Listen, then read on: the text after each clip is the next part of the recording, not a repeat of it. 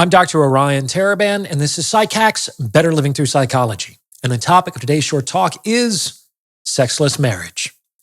So this is, unfortunately, a problem that many with whom I consult bring to me. It's been 5 years, 10 years since the man has had sex with his own wife.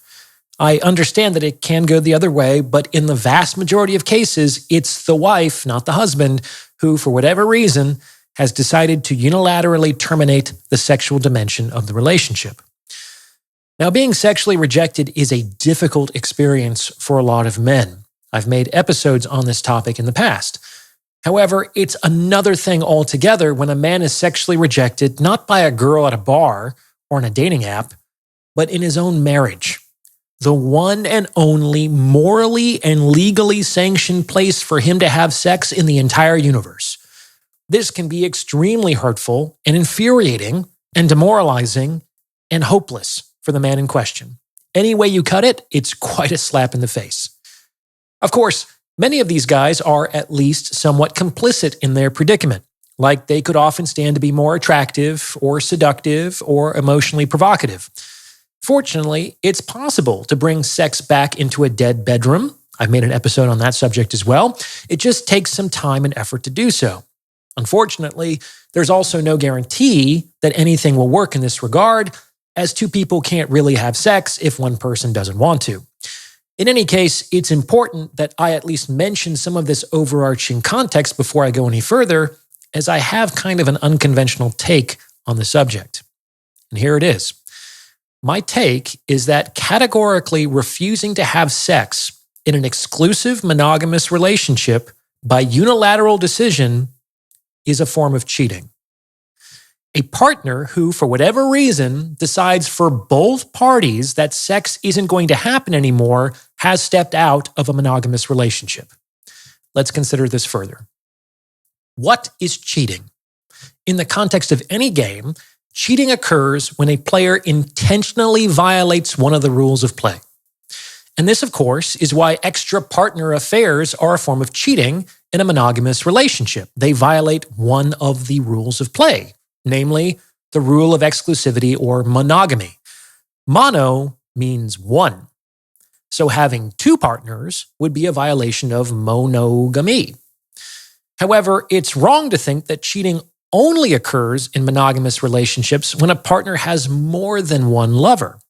If you sign up for monogamy, then cheating happens whenever someone in the relationship intentionally decides to have not one partner, not just more than one partner. 0 is as much not one as 2 is. When you take more than you agreed to, you're stealing. However, when you receive less than you agreed to, you're being stolen from. And just like stealing can work both ways, you can take more or receive less, cheating can work both ways too. You can take more or receive less. In monogamous relationships, having sex with 2 people is just as much cheating as is having sex with 0 people, because in both cases, you're not having sex with one person. Both are a breach of the agreement. So what I tell these guys who have been in sexless marriages for years is that irrespective of their feelings on the subject, they are no longer in a monogamous relationship. Like if a man's wife were sleeping with the pool boy, we would all agree that that man, whether he liked it or not, was no longer in a monogamous relationship. By the same token, if a man's wife no longer sleeps with her husband, I would like us to consider that that man, whether he likes it or not, is no longer in a monogamous relationship. He's in a celibate relationship, which we can assume is not what he signed up for. And this would constitute a breach of the monogamous relationship agreement. If you appreciate the insights on this channel, I would highly encourage you to get your hands on a copy of my book, The Value of Others. Over the course of 432 pages, I delve deep into my economic model of relationships and explain the behavior of both men and women in the game of mating and dating. I also provide a lot of actionable advice on how to get and keep more of what you want in the sexual marketplace. Once you read The Value of Others, you'll never look at relationships the same way again. Now available in ebook, audiobook, and paperback formats. The links are in the description. Now, when a term is breached, that doesn't necessarily mean that the whole agreement automatically gets thrown out. Like, people get this wrong all the time. For better or worse, our culture generally believes that cheating, in the sense of having more than one partner, is grounds for the complete and immediate and permanent dissolution of a relationship. Like, a good father and faithful provider can have an indiscretion on a business trip once, and our culture would see nothing wrong with his wife ending a 20-year marriage, filing for divorce, and breaking up their family, which is just wild. Like, considering how hard it is for many men to be monogamous, expecting indefinite, lifelong perfection in this regard, and severely punishing the smallest deviation from that perfection is absolutely incredible. Like, it's incredible that this is normalized, and even more incredible that men continue to sign up for it, given their track record. In any case, just like I don't think that having sex with more than one person is necessarily grounds for the complete and immediate and permanent dissolution of a relationship, I don't think that having sex with 0 people is necessarily grounds for the same either. It can be, but it doesn't have to be. Like, just because one term in a contract is violated, the whole contract isn't automatically thrown out. A marriage isn't just about exclusive sexuality. It's also about children and resources and service and lifestyle and history and emotions, among many other things.